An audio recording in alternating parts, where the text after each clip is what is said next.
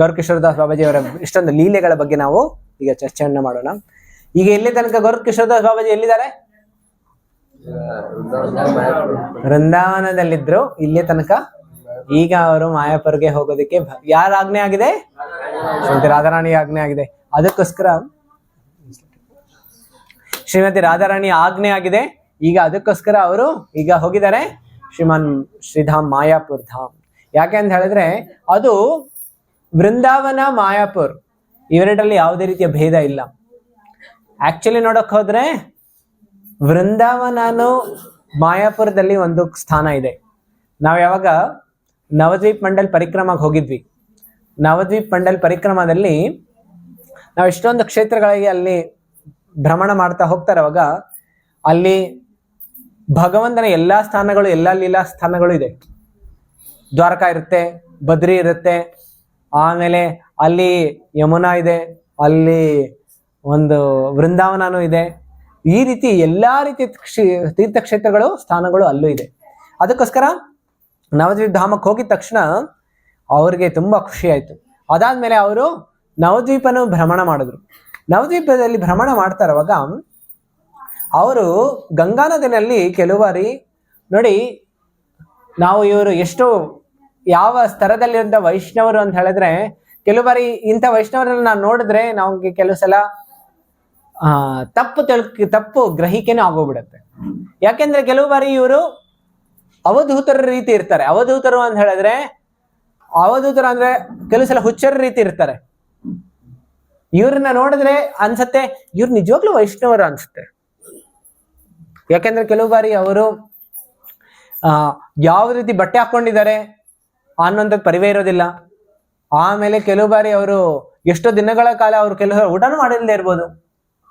ಆಮೇಲೆ ಕೆಲವು ಸಲ ಅವರು ತುಂಬಾ ಜೋರಾಗಿ ಕೆಲವು ಸಲ ಅವ್ರು ಕಿರ್ಚ್ಬೋದು. ಇದನ್ನೆಲ್ಲ ನೋಡಿದ್ರೆ ಕೆಲವು ಬಾರಿ ಆಶ್ಚರ್ಯ ಆಗುತ್ತೆ, ಇವ್ರು ಹುಚ್ಚಿಡ್ದಿದ್ಯಾ ಅಂತ. ಆದ್ರೆ ಅವ್ರಿಗೆ ಯಾವ ಹುಚ್ಚಿಡ್ದಿದೆ? ಭಗವಂತನ ಹುಚ್ಚಿಡ್ದಿದೆ. ಈ ಜಗತ್ತಿನಲ್ಲೂ ಕೆಲವು ಸಲ ಹುಚ್ಚಿಡ್ದು ಬಿಟ್ರೆ ಈ DJ ಎಲ್ಲ ನಡೀತಲ್ಲ, ಆಗ್ಲೂ ಹುಚ್ಚಿಡ್ದಿರುತ್ತಲ್ಲ ಅವ್ರಿಗೆ, ಆಗ್ಲೂ ಅವರು ಕಿರ್ಚ್ತಾ ಇರ್ತಾರೆ. ಆದ್ರೆ ಭಗವಂತನ ಪ್ರೇಮದಲ್ಲಿನೂ ಹಾಗ ಹುಚ್ಚು ಹಿಡಿಯುತ್ತೆ. ಯಾರಿಗೆ ನೋಡಿ, ಜಗತ್ತಿನಲ್ಲಿ ಹುಚ್ಚು ಹಿಡಿಲೇಬೇಕಾಗತ್ತೆ, ಯಾವ್ದಕ್ಕಾದ್ರೂ ಹಿಡಿಬೇಕು. ಕೆಲವ್ರಿಗೆ ಫೋನ್ ಮೇಲೆ ತುಂಬಾ ಹುಚ್ಚು ಹಿಡಿದಿರುತ್ತೆ. ಯಾವ್ದು ಹೊಸ ರಿಲೀಸ್ ಆಗುತ್ತೆ ತಕ್ಷಣ ತಗೊಳ್ತಾರೆ. ಕೆಲವು ಸಲ ಕಾರ್ ಹುಚ್ಚು ಹಿಡಿದಿರುತ್ತೆ. ಹೊಸ ಲೇಟೆಸ್ಟ್ ಮಾಡೆಲ್ ಬಂದಿದ್ದು 2 ವರ್ಷ ಇಟ್ಕೊಳ್ತಾರೆ, ಸೇಲ್ ಮಾಡ್ತಾರೆ, ಮತ್ತೊಂದು ಹೊಸ ತಗೊಳ್ತಾರೆ. ಅಮೆರಿಕಾದಲ್ಲಿ ಇದೇ ರೀತಿ ಇರುತ್ತೆ. ಅಂದ್ರೆ ಏನ್ ಇರ್ತಿದೆ ಅವ್ರಿಗೆ? ಹುಚ್ಚು ಹಿಡಿದಿದೆ, ಕ್ರೇಜ್ ಅಂತ ಹೇಳ್ತಾರಲ್ಲ.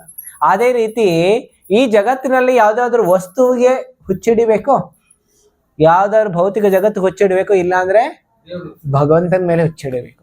ಆದ್ರೆ ಭಗವಂತನಿಗೆ ಹುಚ್ಚಿಡಿದ್ರೆ ಒಳ್ಳೇದು. ಯಾಕೆ? ಉದ್ಧಾರ ಆಗೋಗ್ಬಿಡುತ್ತೆ. ಈ ಭೌತಿಕ ಹುಚ್ಚಿಡಿದ್ರೆ ನರಕ ಪ್ರಾಪ್ತಿ ಆಗುತ್ತೆ. ಅದಕ್ಕೋಸ್ಕರ ಹೇಳ್ತಾರೆ. ಆದ್ರೆ ಇವರು ಹುಚ್ಚರಾಗಿ ಏನ್ ಮಾಡ್ತಾ ಇದ್ರು ಕೆಲವು ಬಾರಿ, ಆದ್ರೆ ಹುಚ್ಚರ ಇರ್ಲಿಲ್ಲ. ಆದ್ರೆ ಹುಚ್ಚರ ರೀತಿ ಕೆಲವು ಸಲ ಅನ್ಸುತ್ತೆ. ಯಾಕೆ ಅಂತ ಹೇಳಿದ್ರೆ ತಕ್ಷಣ ಅವ್ರಿಗೆ ವಿಶೇಷ ಭಾವನೆಗಳು ಬರ್ಬೋದು. ಆದ್ರೆ ಈ ಭಾವನೆಗಳು ಕೆಲವು ಬಾರಿ ಭೌತಿಕ ಜಗತ್ತಿನಲ್ಲೂ ಕೆಲವು ಸಲ ತೋರಿಸ್ಕೊಡೋದಕ್ಕೆ ಈ ರೀತಿ ಭಾವನೆಗಳು ತೋರಿಸ್ಕೊಡ್ತಾರೆ. ನಾನು ಯಾಕೆ ಇಷ್ಟೊಂದು ಎಕ್ಸ್ಪ್ಲೈನ್ ಮಾಡ್ತಾ ಇದ್ದೀನಿ ಅಂದ್ರೆ, ಇದನ್ನ ನಾ ಬರೀ ಲೀಲೆ ಹೇಳ್ಬಿಡ್ತಾ ಹೋಗ್ಬಿಟ್ರೆ ನಾವ್ ಎಷ್ಟೊಂದು ಬಾರಿ ಅದನ್ನ ತಪ್ಪು ತಿಳ್ಕೊಳ್ಬಹುದು. ಅದಕ್ಕೋಸ್ಕರ ನಾನು ಒಂದು ಕತೆ ಹೇಳ್ತಾ ಇರುವಾಗ ಅದರ ಜೊತೆ ನಾನು ಬೇರೆದ ಎಷ್ಟೊಂದು ಹೇಳ್ಬೇಕಾಗತ್ತೆ. ನೋಡಿ, ಕೆಲವು ಬಾರಿ ಏನಾಗುತ್ತೆ, ನಾನು ಸ್ವಯಂ ಕಣ್ಣಿಂದ ನೋಡಿದ್ದೀನಿ. ಕೆಲವು ಬಾರಿ ಧಾಮದಲ್ಲಿನೂ ಇರ್ಬೋದು, ಇಲ್ಲ ಅಂದ್ರೆ ಕೆಲವು ಸಲ ಮಂದಿರಗಳಲ್ಲಿ ಬರ್ತಾರೆ. ಅವ್ರು ಬಂದ್ಬಿಟ್ಟು ಅವರು ತಕ್ಷಣ ಕಿರ್ಚ್ತಾ ಇರ್ತಾರೆ ಭಗವಂತನ ಹತ್ರ. ಅನ್ಸುತ್ತೆ ಇವರು ತುಂಬಾ ಮಹಾನ್ ವೈಷ್ಣವರು ಅಂತ. ಆದ್ರೆ ಅದೇ ರೀತಿ ಅವರು ಫಿಲಂ ಥಿಯೇಟರ್ಗೆ ಹೋದ್ರು ಅಲ್ಲೂ ಕಿರ್ಚ್ತಾರೆ. ಅವ್ರಿಗೆ ಎಷ್ಟು ಕಣ್ಣೀರು ಭಗವಂತನ ಮುಂದೆ ಬರುತ್ತಲ್ಲ ಅಷ್ಟೇ ಕಣ್ಣೀರು, ಇಲ್ಲ ಸ್ವಲ್ಪ ಜಾಸ್ತಿ. ಫಿಲಂ ಥಿಯೇಟರ್ ನಲ್ಲಿ ಯಾವಾಗ ಹೀರೋ ಹೀರೋಯಿನ್ ಅವರ ವಿರಹ ನಡೀತಾ ಇರುತ್ತೆ, ವಿರಹ ಲೀಲಾ ನಡೀತಾ ಇರುತ್ತೆ, ಆಗ ಅಲ್ಲೂ ಕಣ್ಣೀರು ಬರುತ್ತೆ. ಅದಕ್ಕೋಸ್ಕರ ಇದು ಆ ರೀತಿ ಎಮೋಷನಲ್ ಅಲ್ಲ, ಇದು ಸ್ಪಿರಿಚುವಲ್ ಸೆಂಟಿಮೆಂಟ್ಸ್. ಸ್ಪಿರಿಚುವಲ್ ಸೆಂಟಿಮೆಂಟ್ಸ್ ಬೇರೆ, ಮೆಟೀರಿಯಲ್ ಸೆಂಟಿಮೆಂಟ್ಸ್, ಎಮೋಷನಲ್ ಸೆಂಟಿಮೆಂಟ್ಸ್ ಬೇರೆ. ಭೌತಿಕ ಸಂಬಂಧಗಳಲ್ಲಿ ವೈರಾಗ್ಯ ಇರುತ್ತೆ, ಆದ್ರೆ ಆಧ್ಯಾತ್ಮಿಕ ಸಂಬಂಧಗಳಲ್ಲಿ ಅನುರಾಗ ಇರುತ್ತೆ. ವೈರಾಗ್ಯ ಅಂತ ಹೇಳಿದ್ರೆ ಅರ್ಥ ಏನು? ಭೌತಿಕದಲ್ಲಿ ವೈರಾಗ್ಯ, ಭಗವಂತನಲ್ಲಿ ಅನುರಾಗ. ರಾಗ ಅಂತ ಹೇಳಿದ್ರೇನು? ರಾಗ ರಾಗ ಅಂದ್ರೆ ಆಸಕ್ತಿ. ಸಂಸ್ಕೃತದಲ್ಲಿ ರಾಗ ಅಂತ ಹೇಳಿದ್ರೆ ಮತ್ತೊಂದು ಅರ್ಥ ಆಸಕ್ತಿ. ಭೌತಿಕ ಜಗತ್ತಿನಲ್ಲಿ ಆಸಕ್ತಿ ಇರುತ್ತಲ್ಲ ಅಂತವ್ರನ್ನ ರಾಗಿ ಅಂದ್ರೆ ರಾಗ ಇದೆ ಅಂತ ಅರ್ಥ. ವೈರಾಗ್ಯ ಅಂತ ಹೇಳಿದ್ರೆ ಯಾರಿಗೆ ಭೌತಿಕ ಜಗತ್ತಿನ ಆಸಕ್ತಿ ಇಲ್ಲ ಅಂತವ್ರನ್ನ ಏನ್ ಹೇಳ್ತೀವಿ? ವೈರಾಗಿ ಅಂತ ಹೇಳ್ತೀವಿ. ವೈರಾಗಿ, ನಿಜವಾದ ವೈರಾಗಿ ಯಾರು ಅಂತ ಹೇಳಿದ್ರೆ ಬರೀ ಭೌತಿಕ ಜಗತ್ತಿನಲ್ಲಿ ಆಸಕ್ತಿ ಇಲ್ದಿರೋರಲ್ಲ, ಭಗವಂತನಲ್ಲಿ ಅನುರಾಗಿ ಯಾರಾಗಿರ್ತಾರಲ್ಲ ಅವರು ನಿಜವಾದ ವೈರಾಗಿ. ಏನು? ಭಗವಂತನಲ್ಲಿ ಅನುರಾಗ ಯಾರು ಇರುತ್ತಲ್ಲ ಅವ್ರು ನಿಜವಾದ ವೈರಾಗಿ. ಅದಕ್ಕೋಸ್ಕರ ಭಗವಂತನಲ್ಲಿ ಅನುರಾಗ ಬೆಳೆಸ್ಕೊಳ್ಳೋದೇ ಭಕ್ತಿಯ ಮಾರ್ಗ. ಸೊ ಅನುರಾಗ ಇರುವಾಗ ಭಗವಂತನ ಪ್ರೇಮದ ಭಕ್ತಿಯ ಪರಾಕಾಷ್ಠತೆಯಿಂದ ಕೆಲವು ಬಾರಿ ಗೌರ್ ಕಿಶೋರ್ ದಾಸ್ ಬಾಬಾಜಿ ಮಹಾರಾಜ್ ಇಲ್ಲ ಬೇರೆ ಬೇರೆ ಅವಧೂತ ವೈಷ್ಣವರು ಅವರು ಕೆಲವು ಬಾರಿ ಅವ್ರಿಗೆ ಅನ್ನಿಸ್ಬೋದು ಚೈತನ್ಯ ಮಹಾಪ್ರಭು ಈ ರೀತಿ ಅವರು ಸಮುದ್ರ ತೀರಕ್ಕೆ ಹೋಗ್ತಾ ಇದ್ರು, ಅಲ್ಲಿ ಅವರು ಸಮುದ್ರ ತೀರದಲ್ಲಿ ಅಲೆಗಳನ್ನ ನೋಡಿದ ತಕ್ಷಣ ಅವ್ರಿಗೆ ಅನ್ನಿಸ್ತಾ ಇತ್ತು ಓ ಇದು ಯಮುನಾ ಅಂತ ಹೇಳಿ. ಅವರು ಯಮುನಾ ಅಂತ ಹೇಳಿ ಅವ್ರು ಅಲ್ಲೇ ಪ್ರಜ್ಞೆ ತಪ್ಪಿ ಬಿದ್ದ್ಬಿಡ್ತಾ ಇದ್ರು. ಆಮೇಲೆ ಒಂದು ಸಣ್ಣ ಪರ್ವತ ನೋಡ್ತಾ ಇದ್ರು, ಅವ್ರಿಗೆ ಅನಿಸ್ತಾ ಇದ್ರು ಓ ಇದು ಗೋವರ್ಧನ್ ಅಂತ ಹೇಳಿ. ಯಾಕೆ ಅಂದ್ರೆ ಅವರ ಮನಸ್ಸು ನೋಡಿ, ಅಂದ್ರೆ ಅವರು ಭೌತಿಕ ವಸ್ತು ನೋಡ್ತಾ ಇದ್ರು ಅವ್ರಿಗೆ ಏನ್ ಜ್ಞಾಪಕ ಬರ್ತಾ ಇದೆ? ಆಧ್ಯಾತ್ಮಿಕ ವಸ್ತು ಜ್ಞಾಪಕ ಬರ್ತದೆ. ಆದ್ರೆ ನಮ್ಗೆ ಕೆಲವು ಸಾರಿ ಆಧ್ಯಾತ್ಮಿಕ ವಸ್ತು ನೋಡಿದ್ರು ಭೌತಿಕ ವಸ್ತು ಜ್ಞಾಪಕ ಬಂದ್ಬಿಡುತ್ತೆ. ಕೆಲವು ಬಾರಿ ಹೇಳ್ತಾರೆ ಕೆಲವರು, ಓ ಇವತ್ತು ರಾಧಾರಾಣಿ ಡ್ರೆಸ್ ನಮ್ಮ ಹೆಂಡತಿ ಯಾವ್ದು ಬಟ್ಟೆ ಹಾಕೊಳ್ತಾರೆ ಅದೇ ರೀತಿ ಹಾಕೊಂಡಿದ್ದಾರೆ. ಅಂದ್ರೆ ಏನ್ ಯೋಚನೆ ಮಾಡ್ತಾ ಇದೆ? ಭೌತಿಕ ಚಿಂತನೆಯನ್ನು ನಡೀತಾ ಇದೆ. ಆದ್ರೆ ನೋಡಿ ಮಹಾವೈಷ್ಣವರ ಅವರ ಗುಣ ಹೇಗಿರುತ್ತೆ ಅಂತ ಹೇಳಿದ್ರೆ ಅವರು ಭೌತಿಕ ನೋಡಿದ್ರು ನಾವು ಭೌತಿಕ ನೋಡೋದಿಲ್ಲ, ಅವ್ರ ಆಧ್ಯಾತ್ಮಿಕವನ್ನೇ ನೋಡ್ತಾರೆ. ಆ ರೀತಿ ಇದ್ದ ಗೌರ್ ಕಿಶೋರ್ ದಾಸ್ ಬಾಬಾಜಿ ಮಹಾರಾಜ್ ಅವರು ಗಂಗಾ ನದಿಯ ತೀರದಲ್ಲಿ ಹೋಗ್ತಾರೆ, ಗೌರ ಗೌರ ಅಂತ ಹೇಳಿ ಅವರು ಉನ್ಮತ್ತರಾಗಿ, ಯಾವ್ದ್ರಲ್ಲಿ ಉನ್ಮತ್ತರಾಗಿ ಅಲ್ಲ, ಪ್ರೇಮೋನ್ಮತ್ತದಲ್ಲಿ ಅವರು ಗೌರ ಗೌರ ನಿತ್ಯಾನಂದ ಅಂತ ಹೇಳಿ ಅವರು ಹೊರಲಾಡ್ತಾ ಇದ್ರು ಕೆಲವು ಬಾರಿ. ಅದಕ್ಕೋಸ್ಕರ ಇಂಥವ್ರನ್ನ ಹೇಗೆ ತಿಳ್ಕೊಳ್ಳೋದು ಅಂತ ಹೇಳಿದ್ರೆ ಅವರ ಈ ರೀತಿ ಕೆಲವು ಬಾರಿ ಎಷ್ಟೋ ಜನ ನಟನೆ ಮಾಡ್ತಾರೆ. ಅದಕ್ಕೋಸ್ಕರ ನಟನೆ ಮಾಡೋದ್ರಿಂದ ನಾನು ಹೇಳ್ತಾ ಇದ್ನಲ್ಲ, ನಾವು ಹೇಳಿದ್ದು ಮಧ್ಯದಲ್ಲಿ ನಿಲ್ಲಿಸ್ಬಿಟ್ಟೆ. ವೃಂದಾವನದಲ್ಲಿ ನಾವು ಬೆಂಗಳೂರಲ್ಲಿ ಕೆಲವು ಮಂದಿರಗಳಲ್ಲಿ ಇದ್ದಾಗ ಈ ರೀತಿ ಕೆಲವರು ಬಂದು ನಟನೆ ಮಾಡ್ತಾರೆ. ಆದ್ರೆ ಪ್ರಭುಪಾದರ ಮುಂದೆನೂ ಒಬ್ಬ ವ್ಯಕ್ತಿ ಬಂದು ಈ ರೀತಿ ನಟನೆ ಮಾಡ್ತಾ ಇದ್ರು, ಅವರು ಕಣ್ಣೀರು ಸುರಿಸ್ತಾ ಇದ್ರು. ಕೆಲವು ಬರುತ್ತೆ, ಯಾಕೆಂದ್ರೆ ಭಾವಭಕ್ತಿಯಲ್ಲಿ ಅಷ್ಟ ಸಾತ್ವಿಕ ವಿಕಾರಗಳು ಶರೀರದಲ್ಲಿ ಬರುತ್ತೆ. ಏನು ಅಷ್ಟ ಸಾತ್ವಿಕ ವಿಕಾರಗಳು? ಕೆಲವು ಬಾರಿ ಕಣ್ಣೀರಲ್ಲಿ ನೀರು ಬರುತ್ತೆ, ಆಮೇಲೆ ಕೆಲವು ಬಾರಿ ರೋಮ ನಿಂತ್ಕೊಳ್ಳುತ್ತೆ, ಆಮೇಲೆ ಕೆಲವು ಬಾರಿ ಶರೀರದ ಬಣ್ಣ ವೈವರ್ಣ್ಯ ಮೊದಲಾಗುತ್ತೆ, ಆಮೇಲೆ ಗದ್ಗದ ಆಗುತ್ತೆ, ಆಮೇಲೆ ಶರೀರ ಕಂಪಾಗುತ್ತೆ, ಸ್ವೇದ, ಈ ರೀತಿ ಎಷ್ಟೊಂದು ಅಷ್ಟ ವಿಕಾರಗಳಿದೆ. ಇದೆಲ್ಲವೂ ಶುದ್ಧ ಭಕ್ತರಲ್ಲಿ ಕಾಣಿಸ್ಕೊಳ್ಳುತ್ತೆ. ಆದ್ರೆ ಕೆಲವರು ಈಗಿನ ಕಾಲದಲ್ಲಿ ಎಷ್ಟೊಂದು ಫಿಲ್ಮ್ ಆಕ್ಟರ್ಸ್ ಇರ್ತಾರೆ, ಅವ್ರಿಗೆ ತಕ್ಷಣ ಅಳಿ ಅಂತ ಹೇಳಿದ್ರೆ ತಕ್ಷಣ ಸ್ಟಾರ್ಟ್ ಮಾಡ್ಬಿಡ್ತಾರೆ. ಈ ರೀತಿ ಎಷ್ಟೋ ಜನ ಇದ್ದಾರೆ. ಆದ್ರೆ ಅವರು ಆ ರೀತಿಯು ಪ್ರಭುಪಾದರ ಮುಂದೆ ಒಂದ್ಸಲ ಕೃಷ್ಣ ಬಲರಾಮ್ ರಾಧಾಶ್ಯಾಮ್ ಸುಂದರ್ ಮಂದಿರದ ಮುಂದೆ ಬಂದು ಒಬ್ರು ಅಳದ್ ಪ್ರಾರಂಭ ಮಾಡ್ಬಿಟ್ರು, ಹೊರಲಾಡ್ತಾ ಇದ್ರು. ಆಗ ಈಗ ತಕ್ಷಣ ಅವ್ರ ಭಕ್ತಿರ ಸಮರಸಿಂದು ಲೆಕ್ಚರ್ ಕೇಳಿದ ತಕ್ಷಣ ಅವ್ರಿಗೆ ಅನ್ನಿಸ್ತಾ ಇತ್ತು, ಓ ಶುದ್ಧ ಭಕ್ತಿಯ ಲಕ್ಷಣ ಎಲ್ಲ ಕಾಣಿಸ್ಕೊಳ್ತಾ ಇದೆ ಅಂತ ಹೇಳಿ. ಅವರೆಲ್ಲರೂ ತುಂಬಾ ಮಹಾನ್ ವೈಷ್ಣವರು ಬಂದ್ಬಿಟ್ಟಿದ್ದಾರೆ. ಪ್ರಭುಪಾದರು ಹೇಳ್ತಾ ಇದ್ರು, ಅವನ್ಗೆ ಹೋಗಿ ನಿಮ್ ಕಾಲಿಂದ ಬೂಟ್ಸ್ ಇಂದ ಹೊಡೀರಿ ಅಂತ ಹೇಳಿದ್ರು. ಪ್ರಭುಪಾದ ಹೇಳಿದ್ರು ಆ ರೀತಿ. ಪ್ರಭುಪಾದರು ಅವ್ರಿಗೆ ಅವ್ರ ಕಣ್ಣೀರ್ ಬರ್ತಾ ಇದೆ, ಹೊರಲಾಡ್ತಾ ಇದಾರೆ ಅಂತ ಹೇಳಿ ಪ್ರಭುಪಾದ ಹೇಳಿದ್ರು ಹೋಗಿ ಬೂಟ್ಸ್ ಅಲ್ಲಿ ಹೊಡೀರಿ ಅಂತ. ಆಮೇಲೆ ಅವ್ರು ಹೊಡೆದಿದ ತಕ್ಷಣ ಕಣ್ಣೀರ್ ನಿಂತೋಯ್ತು, ಆಮೇಲೆ ಎಲ್ಲ ನಾರ್ಮಲ್ ಆಗೋಯ್ತು. ಆಮೇಲೆ ಎದ್ಬಿಟ್ಟು ಹೋಗ್ಬಿಟ್ರು. ಯಾಕೆ? ಸೊ ಅದಕ್ಕೋಸ್ಕರ ಭಕ್ತಿಯನ್ನ ಈ ರೀತಿ ಚೀಪ್ ಇಮಿಟೇಷನ್ ಇಂದ ಭಕ್ತಿ ಬರೋದಿಲ್ಲ. ಎಷ್ಟೋ ಜನ ಹೇಳ್ಬೋದು, ನನಗೆ ಕಣ್ಣೀರು ಬರುತ್ತೆ, ಇಲ್ಲ ನನಗೆ ಭಗವಂತ ಬರ್ತಾರೆ, ಭಗವಂತ ಬಂದು ನನಗೆ ಏನೋ ಸ್ಪೆಷಲ್ ಆಜ್ಞೆ ಕೊಟ್ಟರು.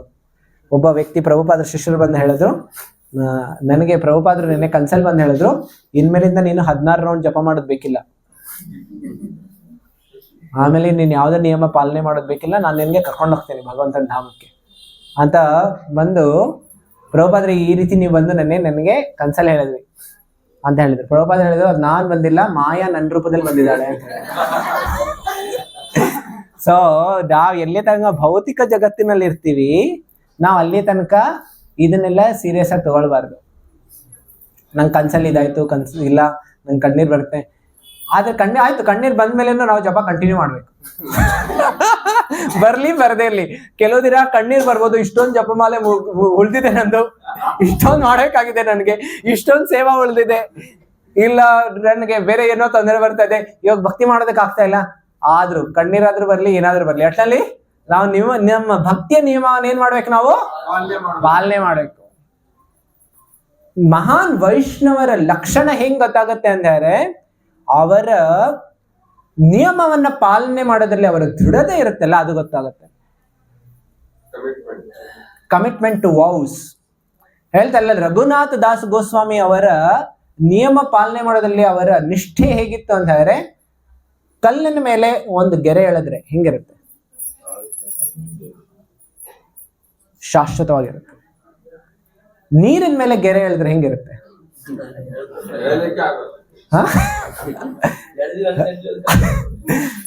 ಸಾಮಾನ್ಯವಾಗಿ ಕಲಿಯುಗದಲ್ಲಿ ನಾವು ಸಂಕಲ್ಪ ತಗೊಳ್ತೀವಿ.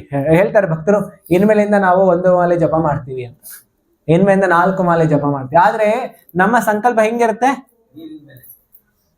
ಎಲ್ದಿರೋದು ಆಮೇಲೆ 1-2 ದಿನ ಆದ್ಮೇಲೆ ಗಾಯವಾಗ್ಬಿಟ್ಟಿರುತ್ತೆ.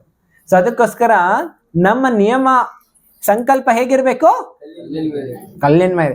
ರಘುನಾಥ್ ದಾಸ್ ಗೋಸ್ವಾಮಿ, ಗೌರ್ ಕಿಶೋರ್ ದಾಸ್ ಬಾಬಾಜಿ ಮಹಾರಾಜ್, ಇವರ ಬಗ್ಗೆ ಯಾಕೆ ತಿಳ್ಕೊಳ್ತಾ ಇದೀವಿ ಅಂತ ಹೇಳಿದ್ರೆ ನಮ್ಗೆ ಗೊತ್ತಾಗತ್ತೆ ಇವರ ನಿಯಮದ ನಿಷ್ಠೆ ಹೇಗಿತ್ತು ಅಂತ ಹೇಳಿ.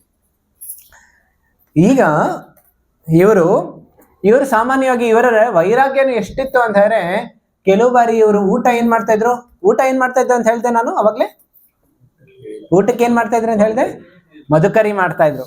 ಅಂದ್ರೆ ಬೇರೆ ಬೇರೆ ಮನೆಗಳಿಗೆ ಹೋಗಿ ಭಿಕ್ಷೆ ಬೇಳ್ತಾ ಇದ್ರು. ಭಿಕ್ಷೆ ಬೇಡೋದಕ್ಕೆ ಕೆಲವರು ಅನ್ಕೊಳ್ತಾರೆ, ಯಾಕೆ ಭಿಕ್ಷೆ ಬೇಡಬೇಕು? ಆಲ್ರೆಡಿ ಭಿಕ್ಷುಕರು ಹೆಚ್ಚಾಗ್ಬಿಟ್ಟಿದ್ದಾರೆ ಭಾರತದಲ್ಲಿ, ಯಾಕೆ ಭಿಕ್ಷೆ ಬೇಡ್ತಾರೆ?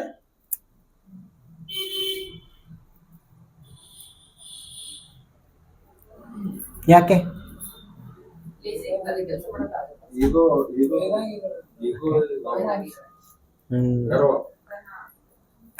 ನೋಡಿ ಹೇಳ್ತಾರೆ, ಸಾಮಾನ್ಯವಾಗಿ 3 ಆಶ್ರಮದವರು ಅವರು ಸಾಮಾನ್ಯವಾಗಿ ಭಿಕ್ಷೆ ಬೇಡ್ತಾರೆ.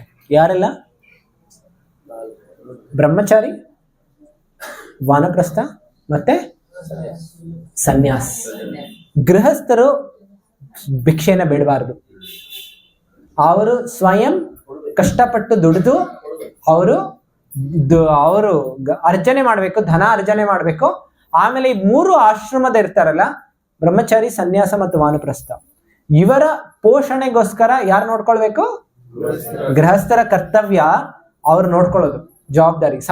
ಯಾಕೆ ಅಂತ ಹೇಳಿದ್ರೆ, ಬ್ರಹ್ಮಚಾರಿ ಸ್ಟೂಡೆಂಟ್ಸ್ ಇದ್ದಾಗೆ, ಸನ್ಯಾಸಿ ರಿಟೈರ್ಡ್ ಇದ್ದಾಗೆ, ವಾನಪ್ರಸ್ಥ ಮತ್ತು ಸನ್ಯಾಸಿ ಇವ್ರು ಯಾರು ದುಡ್ಡಿಗೋಸ್ಕರ ಅವರು ಕೆಲಸ ಮಾಡೋದಿಲ್ಲ. ಆದ್ರೆ ಅವ್ರು ಏನ್ ಮಾಡ್ಬೇಕು? ಅವರು ಆಧ್ಯಾತ್ಮಿಕ ಜೀವನದಲ್ಲಿ ಸರಿಯಾಗಿ ತೊಡಗಿರ್ಬೇಕು, ಆಧ್ಯಾತ್ಮಿಕ ನಿಷ್ಠೆಯಲ್ಲಿ ಇದ್ದಾಗ ಅಂತವ್ರಿಗೆ ದಾನ ಮಾಡಬೇಕು ಅಂತ ಹೇಳಿ ಗೃಹಸ್ಥರ ಕರ್ತವ್ಯ. ಆದ್ರೆ ಬ್ರಹ್ಮಚಾರಿ ಇವರು ಇಲ್ಲ ಸನ್ಯಾಸಿಗಳೆಲ್ಲ ಏನ್ ಮಾಡ್ತಾ ಇದ್ರು? ಭಿಕ್ಷೆ ಬೇಡ್ತಾ ಇದ್ರು. ಯಾಕೆ ಅಂತ ಹೇಳಿದ್ರೆ, ಅವರು ನೋಡಿ, ಒಂದು ದೃಷ್ಟಿಕೋನದಿಂದ ಭಿಕ್ಷೆ ಬೇಡಬೇಕು ಅಂದ್ರೆ ಹೇಗಿರುತ್ತೆ? ಭಾವನೆ, ದೀನತೆ ಇರುತ್ತೆ, ನಮ್ರತೆ ಇರುತ್ತೆ. ಆಮೇಲೆ ಅಹಂಕಾರಕ್ಕೆ ಅದೊಂದು ಪೆಟ್ಟಿದ್ದ ಹಾಗೆ. ಅದಕ್ಕೋಸ್ಕರ ಸಾಮಾನ್ಯವಾಗಿ ಎಲ್ಲ ವೈರಾಗಿಗಳೇನ್ ಮಾಡ್ತಾ ಇದ್ರು? ಭಿಕ್ಷೆ ಬೇಡ್ತಾ ಇದ್ರು. ಎಸ್. ಸೊ ಈ ರೀತಿ ಭಿಕ್ಷೆ ಬೇಡ್ತಾರಲ್ಲ, ಯಾಕೆ ಅಂತ ಹೇಳಿದ್ರೆ ಇದು ಒಂದು ನಿಯಮ ಆಗಿತ್ತು ಸನ್ಯಾಸಿಗಳಿಗೆ, ಆಮೇಲೆ ಬೇರೆ ಬೇರೆ ಆಶ್ರಮದಲ್ಲಿ. ಸೊ ಈ ರೀತಿ ಕೆಲವು ಬಾರಿ ತಿಳ್ಕೊಳ್ತಾರೆ ಇದು ಈಗಿನ ಕಾಲದಲ್ಲಿ ಆಗಿದೆ ಅಂತ, ಇದು ಸನಾತನ ಸಂಸ್ಕೃತಿಯಲ್ಲಿ ಇದ್ದಿದ್ದು. ಆದ್ರೆ ಭಿಕ್ಷುಕರು ಹೇಗಿರ್ಬೇಕು ಅಂದ್ರೆ, ಭಿಕ್ಷುಕರು ಆದ್ರೆ ಅವರು ಭಿಕ್ಷು ಅಂತ ಹೇಳಿದ್ರೆ ಸನ್ಯಾಸ, ಯಾರು ಭಗವಂತನ ಪಥದಲ್ಲಿ ಇರ್ತಾರೆ ಅವರು ಭಿಕ್ಷೆಯನ್ನ ಬೇಡ್ತಾ ಇದ್ರು. ಅದು ಭಿಕ್ಷೆಯನ್ನ ಹೋಗಿ ಕೇಳ್ತಾ ಇರ್ಲಿಲ್ಲ, ನಮಗೆ ಒಂದು ಕೋಟ್ ಕೊಡಿ, ಇಲ್ಲ ನನಗೆ ಒಂದು ಮೊಬೈಲ್ ಭಿಕ್ಷೆ ಕೊಡಿ, ಇದನ್ನ ಭಿಕ್ಷೆ ಕೇಳೋದಿಲ್ಲ. ಭಿಕ್ಷೆ ಏನ್ ಕೇಳ್ತಾ ಇದ್ರು? ಊಟ ಮಾತ್ರ, ಊಟ ವಸ್ತ್ರ, ಇಷ್ಟು ಮಾತ್ರ ಭಿಕ್ಷೆ ಇರ್ತಾ ಇತ್ತು. ಸೊ ಈ ರೀತಿ ಇವರು ಮಧುಕರಿ ಮಾಡ್ತಾ ಇದ್ರು. ಕೆಲವು ಬಾರಿ ಮಧುಕರಿ ಮಾಡೋದಕ್ಕೆ ಆಗ್ತಾ ಇರ್ಲಿಲ್ಲ ಅಂದ್ರೆ ಗೌರ್ ಕಿಶೋರ್ ದಾಸ್ ಬಾಬಾಜಿ ಮಹಾರಾಜ್ ಅಲ್ಲಿ ಗಂಗಾ ನದಿಯ ತೀರದಲ್ಲಿ ಮಣ್ಣು ಇರ್ತಾ ಇತ್ತಲ್ಲ, ಆ ಮಣ್ಣನ್ನ ತಿಂತಾ ಇದ್ರು. ಅವರು ವೈರಾಗ್ಯದ ಪ್ರತೀಕ. ಇಷ್ಟೊಂದು ಅವರು ವೈರಾಗ್ಯದಲ್ಲಿದ್ರು. ಸೊ ಇದಿಷ್ಟೇ ಅಲ್ಲ, ಇದಾದ್ಮೇಲೆ ಅವರು ಕೆಲವು ಬಾರಿ ನಾನು ಕೆಲವು ಮುಖ್ಯವಾದಂತಹ ಲೀಲೆಗಳನ್ನ ಹೇಳಬೇಕು ಅಂತಿದ್ದೆ. ಇವರು ಕೆಲವು ಬಾರಿ ಗೌರ್ ಕಿಶೋರ್ ದಾಸ್ ಬಾಬಾಜಿ ಮಹಾರಾಜ್ ಪಕ್ಕದಲ್ಲಿ ಯಾರಿದ್ದಾರೆ? ಭಕ್ತಿ ವಿನೋದ್ ಠಾಕೂರ್. ಭಕ್ತಿ ವಿನೋದ್ ಠಾಕೂರ್ ಯಾರು? ಎಲ್ಲಿದ್ರು ಕೇಳಿದ್ರಿ? ಅವರು ಭಕ್ತಿ ವಿನೋದ್ ಠಾಕೂರ್ ಅವರು ಹೈಕೋರ್ಟ್ ಅಲ್ಲಿ ಮ್ಯಾಜಿಸ್ಟ್ರೇಟ್ ಆಗಿದ್ರು. ಆಗಿನ ಕಾಲದಲ್ಲಿ ಬ್ರಿಟಿಷ್ ಟೈಮ್ ಅಲ್ಲಿ ಮ್ಯಾಜಿಸ್ಟ್ರೇಟ್. ಅವ್ರ ಮನೆಗೆ ಬ್ರಿಟಿಷ್ ಅವರು ಟ್ರೈನ್ ಹಾಕಿದ್ರು. ಯಾಕೆ ಅಂತ ಹೇಳಿದ್ರೆ ಅವರು ಹೇಳ್ತಾ ಇದ್ರು ನಾನು ರಿಟೈರ್ಮೆಂಟ್ ತಗೊಳ್ಬೇಕು ಅಂತ ಹೇಳಿ. ಅವ್ರು ಹೇಳ್ತಾ ಇದ್ರು ಇಲ್ಲ ನೀವು ರಿಟೈರ್ಮೆಂಟ್ ತಗೊಳ್ಬೇಡಿ, ನಿಮ್ಗೆ ಎಲ್ಲಾ ರೀತಿಯ ಸೌಕರ್ಯ ಕೊಡ್ತೀವಿ, ನೀವು ಬನ್ನಿ, ಬರೀ 6 ಗಂಟೆ ಕೆಲಸ ಮಾಡ್ಬಿಟ್ಟು ನೀವು ಹೋಗ್ಬಿಡಿ. ಯಾಕೆಂದ್ರೆ ಅವರು ಎಷ್ಟು ನಿಷ್ಠೆಯಿಂದ ಕೆಲಸ ಮಾಡ್ತಾ ಇದ್ರು ಅಂತ ಹೇಳಿದ್ರೆ, ಅವರು ಯಾವುದು ಒಂದು ಪೂರ್ತಿ ದಿನ ಬೇರೆ ಜಡ್ಜ್ಗೆ ಆಗ್ತಾ ಇತ್ತಲ್ಲ, ಅದು ಇವರು ಬರೀ 30 ನಿಮಿಷದಲ್ಲಿ ಆ ಕೆಲಸ ಮಾಡಿ ಮುಗಿಸ್ತಾ ಇದ್ರು. ಇಷ್ಟೊಂದು ಎಕ್ಸ್ಪರ್ಟ್ ಇದ್ರು. ಅಂತಹ ಭಕ್ತಿ ವಿನೋದ್ ಠಾಕೂರ್ ಅವರು ಮಹಾನ್ ವೈಷ್ಣವರಾಗಿದ್ರು. ಅವರು ಗೃಹಸ್ಥರಾಗಿದ್ರು. ಆದ್ರೂ ಅಂತಹ ವೈಷ್ಣವರಾಗಿರೋದಕ್ಕೋಸ್ಕರ ಗೌರ್ ಕಿಶೋರ್ ದಾಸ್ ಬಾಬಾಜಿ ಮಹಾರಾಜ್ ಸ್ವತಃ ವೈರಾಗಿಗಳಾಗಿ ಅವರು ಭಕ್ತಿ ವಿನೋದ್ ಠಾಕೂರ್ ಅವ್ರ ಮನೆಗೆ ಬರ್ತಾ ಇದ್ರು. ಭಕ್ತಿ ವಿನೋದ್ ಠಾಕೂರ್ ಅವ್ರ ಮನೆಗೆ ಬಂದು ಅವರಿಂದ ಭಾಗವತಂ ಕೇಳ್ತಾ ಇದ್ರು. ಯಾರಿಂದ ಭಾಗವತಂ ಕೇಳ್ತಾ ಇದಾರೆ? ಯಾರಿಂದ ಕೇಳ್ತಾ ಇದಾರೆ? ಗೌರ್ ಕಿಶೋರ್ ದಾಸ್ ಬಾಬಾಜಿ ಮಹಾರಾಜ್ ಅವರು ಭಕ್ತಿ ವಿನೋದ್ ಠಾಕೂರ್ ಮನೆಗೆ ಬರ್ತಾ ಇದ್ರು, ಅವರಿಂದ ಭಾಗವತಂ ಕೇಳ್ತಾ ಇದಾರೆ. ಇಂತಹ ಗೌರ್ ಕಿಶೋರ್ ದಾಸ್ ಬಾಬಾಜಿ ಮಹಾರಾಜ್ ಅವರು ಭಕ್ತಿ ವಿನೋದ್ ಠಾಕೂರ್ ಅವ್ರು ಬರ್ತಾ ಇರುವಾಗ, ಭಕ್ತಿ ವಿನೋದ್ ಠಾಕೂರ್ ಅವ್ರ ಮನೆಯಲ್ಲಿ ಸಣ್ಣ ಬಾಲಕ ಇದ್ದ. ಅವನ ಹೆಸರು ಭಕ್ತಿ ಸಿದ್ಧಾಂತ ಸರಸ್ವತಿ ಠಾಕೂರ್. ಅವರು ಸಣ್ಣ ಬಾಲಕರಾಗಿರುವಾಗ ಅವ್ರಿಗೆ ಅನ್ನಿಸ್ತಾ ಇತ್ತು ನಾನು ದೀಕ್ಷೆಯನ್ನ ತಗೊಳ್ಬೇಕು ಅಂತ ಹೇಳಿ. ಆಗ ದೀಕ್ಷೆ ತಗೊಳ್ಬೇಕು ಅಂದ್ರೆ ಅವ್ರ ತಂದೆನೇ ದೀಕ್ಷೆ ಕೊಡ್ಬೋದಿತ್ತು. ಆದ್ರೆ ಅವ್ರ ತಂದೆ ಹೇಳ್ತಾರೆ, ನೀವು ಇಲ್ಲಿ ಗೌರ್ ಕಿಶೋರ್ ದಾಸ್ ಬಾಬಾಜಿ ಮಹಾರಾಜ್ ಇದಾರಲ್ಲ, ಅವರಿಂದ ದೀಕ್ಷೆಯನ್ನ ತಗೊಳ್ಳಿ ಅಂತ. ಆದ್ರೆ ಗೌರ್ ಕಿಶೋರ್ ದಾಸ್ ಬಾಬಾಜಿ ಅವ್ರು ಯಾವುದೇ ರೀತಿ ಓದಿರ್ಲಿಲ್ಲ, ಅವರು ಏನು ದೊಡ್ಡ ಪಂಡಿತರು ಆಗಿರ್ಲಿಲ್ಲ. ಭಕ್ತಿ ಸಿದ್ಧಾಂತ ಸರಸ್ವತಿ ಠಾಕೂರ್ ಅವರು ಸಣ್ಣ ಬಾಲಕರಾಗಿರುವಾಗ, ಅವರು ಬರೀ 7 ವರ್ಷದಲ್ಲಿರುವಾಗ ಸಂಪೂರ್ಣ ಭಗವದ್ಗೀತೆ ಅವರಿಗೆ ಕಂಠಸ್ಥ ಆಗಿತ್ತು. ಏನು 7 ವರ್ಷದಿರುವಾಗ ಅವರಿಗೆ ಸಂಪೂರ್ಣ ಭಗವದ್ಗೀತೆ ಕಂಠಸ್ಥ ಆಗಿತ್ತು. ಅವರು ಎಷ್ಟು ಪರಿಣಿತರಾಗಿದ್ರು ಅಂತ ಹೇಳಿದ್ರೆ, ಅಸ್ಟ್ರಾಲಜಿ ಯಾವುದು ಜ್ಯೋತಿಷ್ಯ ಶಾಸ್ತ್ರ ಬರುತ್ತಲ್ಲ, ಜ್ಯೋತಿಷ್ಯ ಶಾಸ್ತ್ರದ ಮೇಲೆ ಅವ್ರ ಗ್ರಂಥವನ್ನು ರಚನೆ ಮಾಡಿದ್ರು. ಇಷ್ಟೊಂದು ಪಂಡಿತರಾಗಿದ್ರು ಅವ್ರಿಗೆ ಅನ್ನಿಸ್ತಾ ಇತ್ತು, ನನಗೆ ಗುರುಗಳ ದೀಕ್ಷೆ ಏನಾದ್ರು ಸಿಕ್ಕಿಲ್ಲ ಅಂತ ಹೇಳಿದ್ರೆ ನನ್ನ ಜೀವನ ವ್ಯರ್ಥ ಆಗೋಗ್ಬಿಡುತ್ತೆ. ಅದಕ್ಕೋಸ್ಕರ ನಾನು ಏನ್ ಮಾಡ್ಬೇಕು? ನಾನು ದೀಕ್ಷೆಯನ್ನ ಪಡೀಲೇಬೇಕು. ಶ್ರೀಮದ್ ಭಾಗವತದಲ್ಲಿ ಒಂದು ಶ್ಲೋಕ ಬರುತ್ತೆ, ತಸ್ಮಾತ್ ಗುರುಂ ಪ್ರಪದ್ಯೇತ. ಎಲ್ಲರೂ ಹೇಳಿ, ತಸ್ಮಾತ್ ಗುರುಂ ಪ್ರಪದ್ಯೇತ ಜಿಜ್ಞಾಸು ಶ್ರೇಯಮುತ್ತಮಂ. ಜಿಜ್ಞಾಸು ಶ್ರೇಯಮುತ್ತಮಂ ಶಾಬ್ದೇ ಪರೇ ಚ ನಿಷ್ಣಾತಂ. ಶಾಬ್ದೇ ಪರೇ ಚ ನಿಷ್ಣಾತಂ ಬ್ರಹ್ಮಣ್ಯುಪಶಮಾಶ್ರಯಂ. ಬ್ರಹ್ಮಣ್ಯುಪಶಮಾಶ್ರಯಂ. ಈ ಶ್ಲೋಕದ ಅರ್ಥ ಏನು? ಯಾರಾದ್ರೂ ಗೊತ್ತಿದೆ ಶ್ಲೋಕದ ಅರ್ಥ? ತಸ್ಮಾತ್ ಗುರುಂ ಪ್ರಪದ್ಯೇತ, ಅರ್ಥ ಏನು ಕೇಳಿದಿರಿ ಯಾರಾದ್ರೂ? ತಸ್ಮಾತ್ ಅಂತ ಹೇಳಿದ್ರೆ ದೇರ್ ಫೋರ್ ಅಂತ ಹೇಳಿದ್ರೆ ಈಗ ಮನುಷ್ಯನ ಶರೀರ ಸಿಕ್ಕದ ಮೇಲೆ ಏನ್ ಮಾಡ್ಬೇಕು? ನಾವೆಲ್ಲರೂ ಗುರುವಿನ ಆಶ್ರಯ ಪಡಿಬೇಕು. ಆಮೇಲೆ ಯಾರು ಗುರುವಿನ ಆಶ್ರಯ ಪಡಿಬೇಕು? ಜಿಜ್ಞಾಸು ಶ್ರೇಯ ಉತ್ತಮ, ಯಾರಿಗೆ ಜಿಜ್ಞಾಸ ಇದೆ ನಾನು ಭಗವಂತನ ಪ್ರಾಪ್ತಿ ಮಾಡ್ಕೊಳ್ಬೇಕು ಅಂತ ಹೇಳಿ ಅಂದವರು ಗುರುವಿನ ಆಶ್ರಯ ಪಡಿಬೇಕು. ಯಾವ ರೀತಿಯ ಗುರುವಿನ ಆಶ್ರಯ ಪಡಿಬೇಕು? ಶಾಬ್ದೇ ಪರೇಚ ನಿಷ್ಣಾತಂ, ಯಾರು ಎಲ್ಲ ಶಾಸ್ತ್ರಗಳ ಸಾರವನ್ನ ತಿಳ್ಕೊಂಡಿದ್ದಾರೆ, ಭಗವಂತನ ತತ್ವವನ್ನ ಯಾರು ತಿಳ್ಕೊಂಡಿದ್ದಾರೆ, ಆಮೇಲೆ ಬರೀ ತಿಳ್ಕೊಂಡಿರೋದೆಲ್ಲ ಅದರಲ್ಲಿ ಸ್ಥಿತರಾಗಿ ಆಗಿರ್ತಾರೆ, ಅಂತಹವರ ಆಶ್ರಯವನ್ನ ಪಡ್ಕೊಳ್ಬೇಕು. ಯಾಕೆಂದ್ರೆ ಗುರುವಿನ ಆಶ್ರಯ ಇಲ್ಲದೆ ನಾವು ಭಗವಂತನ ಪ್ರಾಪ್ತಿ ಮಾಡ್ಕೊಳ್ಳೋದಕ್ಕೆ ಸಾಧ್ಯ ಇಲ್ಲ. ಕೆಲವರು ಅಂತಾರೆ ಭಗವಂತನ ಮುಂದೆ ಯಾಕೆ ಗುರುಗಳು ಮಧ್ಯ ಬರ್ತಾರೆ? ಕೆಲವರು ಕೇಳ್ತಾರಲ್ಲ, ಭಗವಂತನ್ಗೆ ಮತ್ತೆ ನನಗೆ ನೇರ ಲಿಂಕ್ ಇರಬೇಕು, ಯಾಕೆ ಗುರುಗಳು ಮಧ್ಯ ಬರಬೇಕು? ಯಾರಾದ್ರೂ ಹೇಳ್ಬೋದು? ಓಕೆ, ಭಗವಂತನ ಪ್ರತಿರೂಪ ಗುರು, ವೆರಿ ಗುಡ್. ಮತ್ತೆ ಯಾಕೆ ಗುರುಗಳು ಮಧ್ಯ ಯಾಕೆ ಬರಬೇಕು? ಆಯ್ತು, ಗುರು ಮುಖಾಂತರ. ಹಾ, ಎಲ್ಲ ಶಾಸ್ತ್ರ ತಿಳ್ಕೊಂಡಿದ್ದಾರೆ. ಆಯ್ತು ಆಯ್ತು.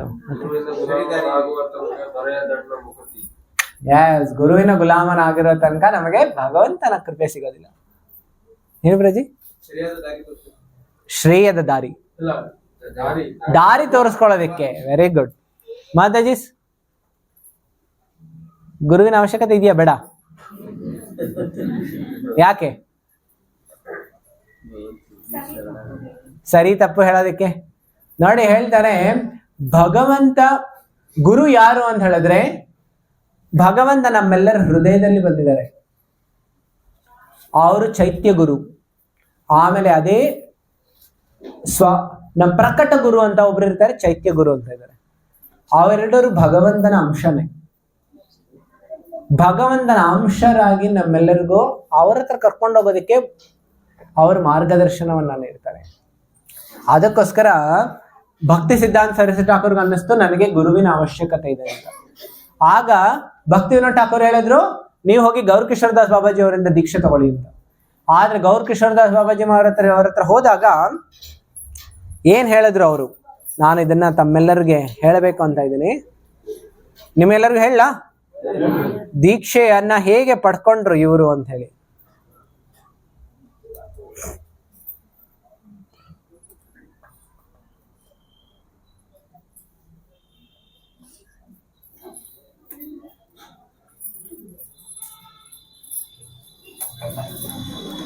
ನೋಡಿ, ಇದನ್ನ ಹೇಳಿದ ತಕ್ಷಣ ಒಂದು ದಿನ ಏನಾಯ್ತು, ಇವರು ಬರ್ತಾರೆ, ಇವ್ರು ಬಂದು ಕೇಳ್ತಾರೆ ನನಗೆ ನೀವು ದೀಕ್ಷಾ ಕೊಡಿ ಅಂತ. ಆಗ ಗೌರ್ ಕಿಶೋರ್ ದಾಸ್ ಬಾಬಾಜಿ ಮಹಾರಾಜ್ ಕೂತ್ಕೊಂಡಿದ್ರು ಜಪ ಮಾಡ್ತಾ. ಆಗ ಅವ್ರು ಕೇಳ್ತಾರೆ ನನಗೆ ದೀಕ್ಷಾ ಕೊಡಿ ಅಂತ.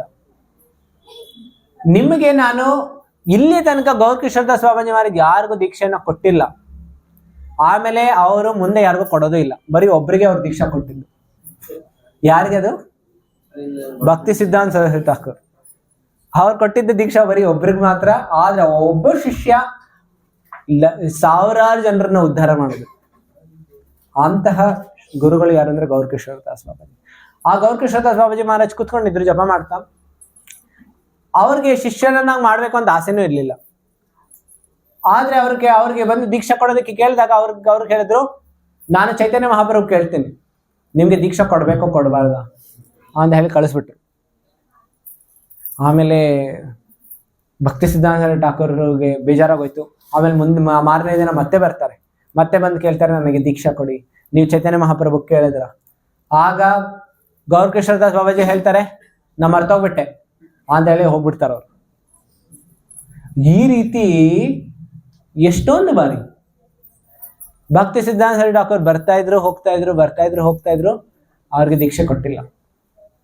ಯಾಕೆಂದ್ರೆ ಗೌರ್ ಕಿಶೋರ್ ದಾಸ್ ಬಾಬಾಜಿ ಮಹಾರಾಜ್ಗೆ ಅನ್ನಿಸ್ತು, ನಿಜವಾಗ್ಲೂ ಇವನಲ್ಲಿ ಆ ಆಸಕ್ತಿ ಇದೆಯಾ, ಆ ಗಂಭೀರತೆ ಇದೆಯಾ. ಕೆಲವು ಬಾರಿ ಕಾಟಾಚಾರಕ್ಕೆ ತಗೊಂಡ್ಬಿಡ್ತಾರೆ. ಈ ದಿನ ದೀಕ್ಷೆ ತಗೊಳ್ತಾರೆ, ಮಾರನೇ ದಿನ ಮತ್ತೆಲ್ಲ ಹೋಗ್ತಾರೆ, ಮತ್ತೆ ಮತ್ತೆ ಆ ನಿಯಮ ಪಾಲನೆ ಮಾಡೋದಿಲ್ಲ. ಅದಕ್ಕೋಸ್ಕರ ಅವ್ರಿಗೆ ಅನ್ನಿಸ್ತಾ ಇತ್ತು ನೀನು ಗಂಭೀರತೆ ಇದೆಯಾ ಇಲ್ಲ ಅಂತ ಹೇಳಿ ಅವರು ಪರೀಕ್ಷೆ ಮಾಡ್ತಾ ಇದ್ರು.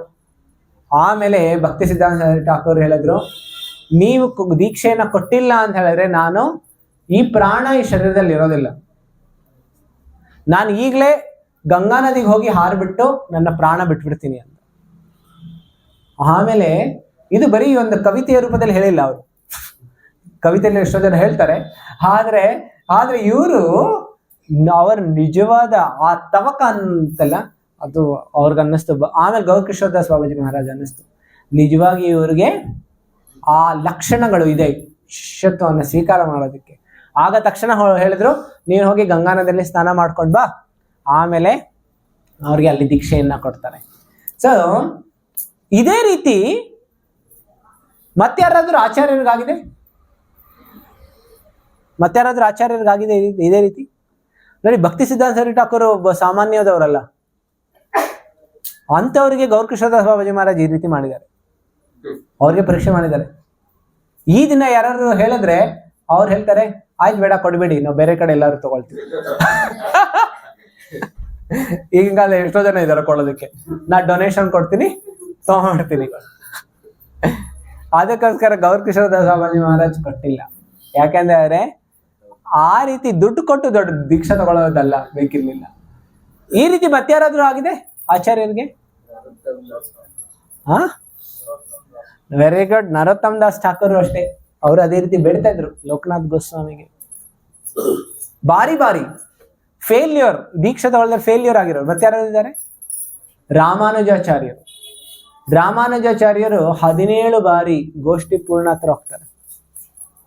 ಅದು ಎಲ್ಲಿಂದ ಎಲ್ಲಿಗೆ? ಶ್ರೀರಂಗಮಿಂದ ಕಾಂಚೀಪುರಂ. ಕಾರ್ನಲ್ಲಿ ಹೋಗಿಲ್ಲ, ನಡ್ಕೊಂಡು ಹೋಗ್ತಾ ಇದ್ರು. ಆಗಿನ ಕಾಲದಲ್ಲಿ ನಡ್ಕೊಂಡು ಹೋಗ್ತಾ ಇದ್ರು, ಬರ್ತಾ ಇದ್ರು. 17 ಬಾರಿ. ಆ 17 ಬಾರಿ ಅವ್ರಿಗೆ ರಿಜೆಕ್ಟೆಡ್. ಯಾರಿಗೆ? ರಾಮಾನುಜಾಚಾರ್ಯರು. ರಾಮಾನುಜಾಚಾರ್ಯ ಯಾರು? ಲಕ್ಷ್ಮಣನ ಅವತಾರ. ಆದ್ರೂ ಗೋಷ್ಠಿ ಪೂರ್ಣ ದೀಕ್ಷೆ ಕೊಟ್ಟಿರ್ಲಿಲ್ಲ. ಅಂದ್ರೆ ನಮಗ್ ಗೊತ್ತಾಗುತ್ತೆ ದೀಕ್ಷೆ ಮಹತ್ವ ಏನು ಅಂತ ಹೇಳಿ. ಅಂದ್ರೆ ಎಷ್ಟು ಗಂಭೀರತೆಯಿಂದ ನಾವು ಸ್ವೀಕಾರವನ್ನ ಮಾಡಬೇಕು. ಈಗ ಇದಾದ್ಮೇಲೆ ಅವರು ನೋಡ್ತಾ ಇದ್ರು ಇವರ ಡಿಟರ್ಮಿನೇಷನ್ ಹೇಗಿದೆ, ಅದೇ ಆ ರೀತಿಯಿಂದ ಅವರು, ಇದು ಒಂದು ಗೊತ್ತಾಗುತ್ತೆ ನಮಗೆ. ಆಮೇಲೆ ಒಂದು ದಿನ ಸಾಮಾನ್ಯವಾಗಿ ಇವರು ಎಷ್ಟು ಈ ಭೌತಿಕ ಜಗತ್ತಿನಿಂದ ವಿರಕ್ತಿಯನ್ನ ಪಡೆದಿದ್ರು ಅಂತ ಹೇಳಿದ್ರೆ, ಇವರಿಗೆ ಕೆಲವು ಬಾರಿ ಇವರಿಗೆ ಕಣ್ಣಿನಲ್ಲಿ ಸ್ವಲ್ಪ ಏನೋ ಒಂದು ರೋಗ ಬೆಳೀತಾ ಇತ್ತು. ಆಗ ಭಕ್ತಿವಿನೋದ್ ಠಾಕೂರ್, ಭಕ್ತಿ ಸಿದ್ಧಾಂತ ಸರಸ್ವತಿ ಠಾಕೂರ್ ಅವರೆಲ್ಲ ಹೇಳ್ತಾ ಇದ್ರು, ನೀವು ಬನ್ನಿ ಡಾಕ್ಟರ್ ಹತ್ರ ತೋರ್ಸೋಣ ನಿಮ್ಗೆ ಅಂತ ಹೇಳಿ ಕರ್ಕೊಂಡು ಹೋಗೋಣ, ಕಲ್ಕತ್ತಾಗ ಹೋಗೋಣ ಬನ್ನಿ ಅಂತ ಹೇಳ್ತಾ ಇದ್ರು. ಆಗ ಗೌರಕಿಶೋರದಾಸ್ ಬಾಬಾಜಿ ಹೇಳ್ತಾ ಇದ್ರು, ನಾನು ಕಲ್ಕತ್ತಾನಲ್ಲಿ ಕಾಲು ಇಡೋದಿಲ್ಲ, ಅದು ಮಾಯಾನಗರ, ನಾನು ಅಲ್ಲಿ ಕಾಲು ಇಡೋದಿಲ್ಲ ಅಂತ ಹೇಳಿ ಅವ್ರು ಕಲ್ಕತ್ತಾಗ ಹೋಗೋದಕ್ಕೆ ತಯಾರಿರ್ಲಿಲ್ಲ. ಕ್ರಮೇಣ ಅದು ದೊಡ್ಡದಾಗೋಯ್ತು. ಆಮೇಲೆ ಅದು ದೊಡ್ಡದಾಗ್ಬಿಟ್ಟು ಇವ್ರು ಕಂಪ್ಲೀಟ್ಲಿ ಅವರು ಸಂಪೂರ್ಣವಾಗಿ ಅವ್ರು ಕುರುಡರಾಗ್ಬಿಟ್ರು. ಆದ್ರೂ ಅವ್ರಿಗೆ ಅನ್ನಿಸ್ತಾ ಇತ್ತು ನಾನು ಹೋಗೋದಿಲ್ಲ ಅಲ್ಲಿಗೆ. ಅಂದ್ರೆ ನೋಡಿ, ಒಂದೊಂದು ಹೇಳಿದ್ರೆ ಇಂತಹ ಮಹಾಪುರುಷರನ್ನ ನಾವು ಯಾವಾಗಲೂ ಅನುಕರಣೆ ಮಾಡಬಾರ್ದು. ಏನ್ ಮಾಡಬಾರ್ದು? ಅನುಕರಣೆ. ಅನುಕರಣೆ ಅಂತ ಹೇಳಿದ್ರೆ ಏನು? ಅವರನ್ನ ನಾವು ಅನುಸರಣೆ ಮಾಡ್ಬೇಕು, ಅನುಕರಣೆ ಮಾಡಬಾರ್ದು. ಅವರ ಆದೇಶಗಳನ್ನ ನಾವು ಪಾಲನೆ ಮಾಡ್ಬೇಕು. ಅವ್ರು ಹೆಂಗ್ ಮಾಡಿದ್ರು ಆ ರೀತಿ ನಾವು ಮಾಡೋದಕ್ಕಾಗೋದಿಲ್ಲ. ಅವ್ರು ಮಣ್ಣು ತಿನ್ಕೊಂಡಿದ್ರು, ನಾವು ತಿನ್ನೋದಕ್ಕಾಗುತ್ತೆ? ಅದಕ್ಕೋಸ್ಕರ ಅಂತಹ ಮಹಾಪುರುಷರ ಆದೇಶಗಳನ್ನ, ಉಪದೇಶಗಳನ್ನ ನಾವು ಪಾಲನೆ ಮಾಡಬೇಕು. ಅವ್ರು ಹೇಳ್ತಾರೆ ನಾನು ಹೋಗೋದಿಲ್ಲ ಕಲ್ಕತ್ತಾಗೆ. ಆದ್ರೆ ಅವರ ಶಿಷ್ಯರು ಇದ್ದ ಮುಖ್ಯ ಸ್ಥಾನ ಎಲ್ಲಿ? ಅವ್ರ ಶಿಷ್ಯರು ಯಾರು? ಗೌರಕಿಶೋರದಾಸ್ ಬಾಬಾಜಿ ಅವ್ರ ಶಿಷ್ಯರು ಯಾರು? ಭಕ್ತಿ ಸಿದ್ಧಾಂತ ಸರಸ್ವತಿ ಠಾಕೂರ್. ಅವರ ಮುಖ್ಯ ಕಾರ್ಯಕ್ಷೇತ್ರ ಎಲ್ಲಿತ್ತು? ಕಲ್ಕತ್ತಾನಲ್ಲೇ ಇತ್ತು. ಹೇಗೆ? ಅವ್ರ ಗುರುಗಳು ಹೇಳ್ತಾರೆ ನಾನು ಕಾಲಿಡೋದಿಲ್ಲ ಅಂತ, ಆದ್ರೆ ಅವ್ರ ಶಿಷ್ಯರಿದ್ದಾರೆ ಕಲ್ಕತ್ತಾನಲ್ಲೇ. ಯಾರಿಗಾರು ಅನ್ನಿಸ್ಬೋದು ಅವ್ರ ಗುರುಗಳ ಆಜ್ಞೆ ಮೋಸ್ಟ್ಲಿ ಪಾಲನೆ ಮಾಡ್ತಾ ಇಲ್ಲ. ಆದ್ರೆ ಹೇಳ್ತಾ ಇದ್ರು ಗೌರ್ ಕಿಶೋರ್ ದಾಸ್ ಬಾಬಾಜಿ ಮಹಾರಾಜ್ ಹೇಳ್ತಾ ಇದ್ರು, ನನ್ನ ಶಿಷ್ಯ ಇದ್ದಾನಲ್ಲ ಅವನು ಮಾಯೆಯಿಂದ ಸ್ಪರ್ಶಿತನಾಗೋದಿಲ್ಲ. ಅವನು ಕಲ್ಕತ್ತಾನಲ್ಲಿದ್ದು ಎಲ್ಲರನ್ನ ಉದ್ಧಾರ ಮಾಡ್ತಾ ಇದ್ದಾನೆ. ಅವನು ಸಂಪೂರ್ಣ ಜಗತ್ತನ್ನೇ ಪಾವನ ಮಾಡೋದಕ್ಕೋಸ್ಕರ ಅವನು ಪ್ರಚಾರ ಮಾಡ್ತಾ ಇದ್ದಾನೆ. ಅದಕ್ಕೋಸ್ಕರ ಕೆಲವು ಬಾರಿ ನಮ್ಗೆ ಅನ್ನಿಸ್ತಾ ಇರ್ಬೋದು ನೋಡಿ, 2 ರೀತಿಯ ವೈಷ್ಣವರು ಇರ್ತಾರೆ. ಒಬ್ರು ಭಜನಾನಂದಿ, ಮತ್ತೊಬ್ರು ಗೋಷ್ಠ್ಯಾನಂದಿ. ಹೇಳಿ, ಭಜನಾನಂದಿ ಅಂತ ಹೇಳಿದ್ರೇನು? ಯಾರು ಸಂಪೂರ್ಣವಾಗಿ ಬರೀ ಭಜನಲ್ಲೇ ತೊಡಗಿರ್ತಾರೆ. ಗೋಷ್ಠ್ಯಾನಂದಿ ಅಂತ ಹೇಳಿದ್ರೆ ಯಾರು ಪ್ರಚಾರ ಮಾಡೋದ್ರಲ್ಲಿ ತೊಡಗಿರ್ತಾರೆ. ಪ್ರಚಾರ ಮಾಡೋರು ಭಜನ್ ಮಾಡಬೇಕು. ಬರೀ ಅವರು ಪ್ರಚಾರ ಮಾಡ್ತಾರೆ ಅಂದ್ಬಿಟ್ಟು ಭಜನ್ ಮಾಡೋದು ನಿಲ್ಸೋದಿಲ್ಲ. ಏನ್ ಮಾಡ್ತಾರೆ ಅವರು? ಭಜನ ಮಾಡ್ತಾ ಮಾಡ್ತಾ ಅವರು ಪ್ರಚಾರ ಮಾಡ್ತಾರೆ. ಈಗ ಕೆಲವ್ರಿಗೆ ಅನ್ನಿಸ್ಬಾರ್ದು ಭಜನಾನಂದಿ ಸ್ವಲ್ಪ ಈಸಿ ಜಾವಲ್ಲ, ಸ್ವಲ್ಪ ಪ್ರಚಾರ ಮಾಡೋದು ಕಷ್ಟ ಅನ್ಸುತ್ತೆ. ಪ್ರಚಾರ ಮಾಡ್ಬೇಕು ಅಂದ್ರೆ ಸ್ವಲ್ಪ ಜಾಸ್ತಿ ಕಷ್ಟಗಳು ಬರುತ್ತೆ. ಬರೀ ಭಜನಾನಂದಿ ಅಂದ್ರೆ ಒಂದು ಕಾರ್ನರ್ ಅಲ್ಲಿ ಎಲ್ಲಾದ್ರೂ ಹೋಗ್ಬಿಡೋದು, ಆಮೇಲೆ ಬರ್ತಾರೆ ಕೆಲವರು ಬರಿಂದ ದಕ್ಷಿಣ ಕೊಡ್ತಾರೆ, ಆಮೇಲೆ ಕೆಲವರು ಮಧುಕರಿ ಊಟ ಸಿಕ್ಬಿಡುತ್ತೆ, ಆರಾಮಾಗಿ ಬಿಡ್ಬೋದಲ್ಲ. ಯಾವ್ದು ಈಸಿ? ಭಜನಾನಂದಿ ಆ ದೃಷ್ಟಿಕೋನದಿಂದ ತುಂಬಾ ಕಠಿಣ. ಯಾಕೆ ಕಠಿಣ? ನಾವು ಒಂದು ದಿನ ಕುತ್ಕೊಂಡು ಭಜನೆ ಮಾಡೋದಕ್ಕೆ ಆಗೋದಿಲ್ಲ. ಏಕಾದಶಿ ದಿನ ಒಂದು ದಿನ ಕುತ್ಕೊಂಡು ಭಜನೆ ಮಾಡಿದ್ರೆ ಗೊತ್ತಾಗುತ್ತೆ ನಮ್ಗೆ ಎಷ್ಟು ಕಷ್ಟ ಅಂತ. ಒಂದು ದಿನ ಜಪ ಮಾಡೋದಕ್ಕೆ ಕೂತ್ಕೊಂಡಾಗ ಮನಸ್ಸಲ್ಲಿ ಎಷ್ಟೊಂದು ಆಲೋಚನೆಗಳು ಬರುತ್ತೆ. ಮನಸ್ಸು ಹೇಳ್ತಾ ಇರುತ್ತೆ ಏನಂತ, ಎದ್ದು ಸ್ವಲ್ಪ ಏನಾದ್ರು ಊಟ ಮಾಡ್ಬಿಟ್ಟು ಬರೋಣ, ತುಂಬಾ ಹೊಟ್ಟೆ ಹಸಿದಾಗೆ, ಇನ್ನೂ ಜಾಸ್ತಿ ಉಪವಾಸ ಮಾಡ್ಬಿಟ್ರೆ ಇಲ್ಲೇ ಬಿದ್ದೋಗ್ಬಿಡ್ತೀವಿ, ಆಮೇಲೆ ಭಗವಂತನ ಭಕ್ತಿ ಹೇಗಾಗುತ್ತೆ, ಅದಕ್ಕೋಸ್ಕರ ಸ್ವಲ್ಪ ಉಪವಾಸ ಕಡಿಮೆ ಮಾಡೋಣ. ಇಲ್ಲ, ಭಜನೆ ಮಾಡೋದಕ್ಕೆ ಆ ಕ್ಷಮತೆ ಇರೋದಿಲ್ಲ. ಅದಕ್ಕೋಸ್ಕರ ಪ್ರಾರಂಭಿಕ ಸ್ತರದಲ್ಲಿ ನಾವು ಅನುಕರಣೆ ಮಾಡಬಾರ್ದು. ಈಗ ಗೌರ್ ಕಿಶೋರ್ ದಾಸ್ ಬಾಬಾಜಿ ಮಹಾರಾಜ್ ಈ ರೀತಿ ಕುತ್ಕೊಂಡು ಮಾಡ್ತಾ ಇದ್ರು, ಆದ್ರೆ ಅವರ ಶಿಷ್ಯರು ಪ್ರಚಾರ ಮಾಡ್ತಾ ಇದ್ರು ಎಲ್ಲಿ? ಕಲ್ಕತ್ತಾನಲ್ಲಿ. ಅವರು ಓಡಾಡೋದಕ್ಕೆ ಕಾರ್ ಇರ್ತಾ ಇತ್ತು ಆಗಿನ ಕಾಲದಲ್ಲಿ. ಎಷ್ಟನೇ ಸೆಂಚುರಿ? 19th ಸೆಂಚುರಿ ಪ್ರಾರಂಭಿಕ ಸ್ತರದಲ್ಲಿ, 1910, 1920s. ಆ ಸಮಯದಲ್ಲಿ ಕಾರ್ ಯಾರ ಹತ್ರ ಆದ್ರೂ ಇದ್ರೆ ಅಂದ್ರೆ ಯಾರ ಹತ್ರ ಇರ್ತಾಯಿತ್ತು? ಬರೀ ಬ್ರಿಟಿಷ್ ಅವ್ರ ಹತ್ರ ಇರ್ತಾ ಇತ್ತು. ಅದು ಬ್ರಿಟಿಷ್ ಅಲ್ಲಿ ಎಲ್ಲಾರ ಹತ್ರನೂ ಅಲ್ಲ, ದೊಡ್ಡ ದೊಡ್ಡ ಆಫೀಸರ್ಸ್ ಹತ್ರ. ಅಂತವ್ರಲ್ಲಿ ಭಕ್ತಿ ಸಿದ್ಧಾಂತ ಸರಳ ಠಾಕೂರ್ ಕಾರ್ ಇಟ್ಕೊಂಡಿದ್ರು. ಯಾಕೆ? ಅವ್ರು ಹೇಳ್ತಾ ಇದ್ರು ಪ್ರಚಾರ ಮಾಡೋದಕ್ಕೋಸ್ಕರ. ಪ್ರಚಾರ ಮಾಡೋದಕ್ಕೋಸ್ಕರ ಕಾರ್ನಲ್ಲಿ ಹೋಗ್ತಾ ಇದ್ರು, ಬರ್ತಾ ಇದ್ರು. ಯಾಕೆ ಅಂದ್ರೆ ಅವ್ರು ಎಲ್ಲರಿಗೂ ತೋರಿಸ್ಕೊಡ್ಬೇಕಿತ್ತು ಭಗವಂತನ ಪ್ರತಿನಿಧಿಯಾಗಿ ನಾವು ಹೋಗ್ತಾ ಇದೀವಿ. ಆ ದೃಷ್ಟಿಕೋನದಲ್ಲಿ ಇರ್ತಾ ಇತ್ತು. ಈ ರೀತಿ ಇರುವಾಗ ಒಂದು ದಿನ ಗೌರ್ ಕಿಶೋರ್ ದಾಸ್ ಬಾಬಾಜಿ ಮಹಾರಾಜ್ ಅವರು ಈಗ ಕುರುಡರಾಗ್ಬಿಟ್ಟಿದ್ರು. ಕುರುಡರಾಗಿ ಅವರು ಒಂದು ದಿನ ಮಾಯಾಪುರಕ್ಕೆ ಬಂದ್ರು.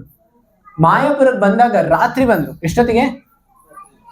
ರಾತ್ರಿ ಸಂಪೂರ್ಣ ಎಲ್ಲ ಕಡೆ ಕತ್ಲು. ಆಗಿನ ಕಾಲದಲ್ಲಿ ಯಾರಾದ್ರೂ ಗಂಗಾ ನದಿ ದಾಟಿ ದಿನದಲ್ಲೇ ಎಲ್ಲರೂ ಬರ್ತಾ ಇದ್ರು. ರಾತ್ರಿಯ ಸಮಯದಲ್ಲಿ ಯಾರು ಬರ್ತಾ ಇರ್ಲಿಲ್ಲ. ರಾತ್ರಿ ಸಮಯದಲ್ಲಿ ಬರ್ತಾ ಇರುವಾಗ ಸಾಮಾನ್ಯವಾಗಿ ವೈಷ್ಣವರೆಲ್ಲರೂ ಹೋಗುವಾಗ ಬರೋವಾಗೆಲ್ಲ ಏನ್ ಮಾಡ್ತಾರೆ? ಕೀರ್ತನೆ ಮಾಡ್ತಾರೆ. ಹೇಗೆ ಕೀರ್ತನೆ ಮಾಡ್ತಾರೆ?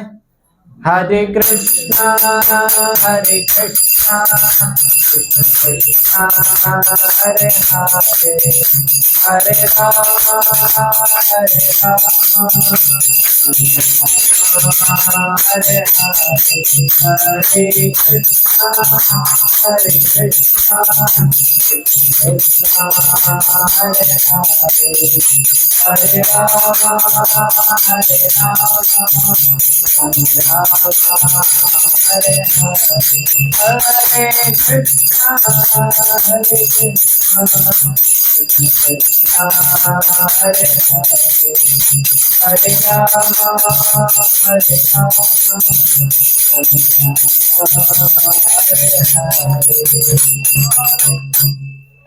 ಭಜನೆ ಮಾಡ್ತಾ ಹೋಗ್ತಾರೆ. ಅವಾಗ ಗೌರ್ ಕಿಶೋರ್ ದಾಸ್ ಬಾಬಾಜಿ ಮಹಾರಾಜ್ ಅವರು ರಾತ್ರಿ ಸಮಯದಲ್ಲಿ ಬಂದ್ರು.